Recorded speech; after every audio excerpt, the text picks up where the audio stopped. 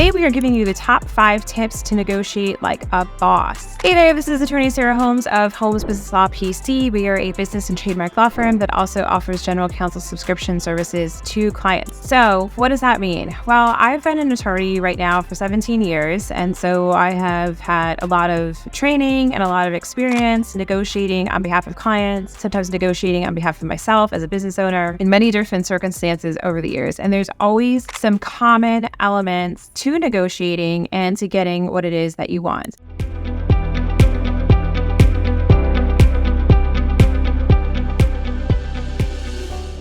So I've tried to distill those down to the top 5 for you, and I will give those to you today. Number 1, set a goal. Always go into a negotiation with a goal. So say to yourself before you go in, what is it that I want to accomplish with this? What is my bottom line? What do I want to walk away with? What is it that I have to get an agreement on that would make me happy and will help me sleep at night? The last thing you want to do is walk away from a negotiation feeling like someone else got something from you and feel icky, like, ooh, I had to not do terrible things, but I had to give up things that were really important to me and I feel badly about that. You should never ever leave a negotiation feeling badly about anything. And if you do, it was the wrong deal and maybe you should have walked away. Second point in a negotiation, how to negotiate like a boss, is shut up and listen. So too often we see people who think that the way to negotiate is to go be the biggest, loudest, most obnoxious person in the room that's basically just going to steamroll everybody else. I will tell you that that is not a very effective negotiation tactic. That could really repel people from you and not want to work with you, and that's not giving anyone else an incentive to try to help you get what it is that you want. So I think being the big bad pit bull in the room or the big fierce person,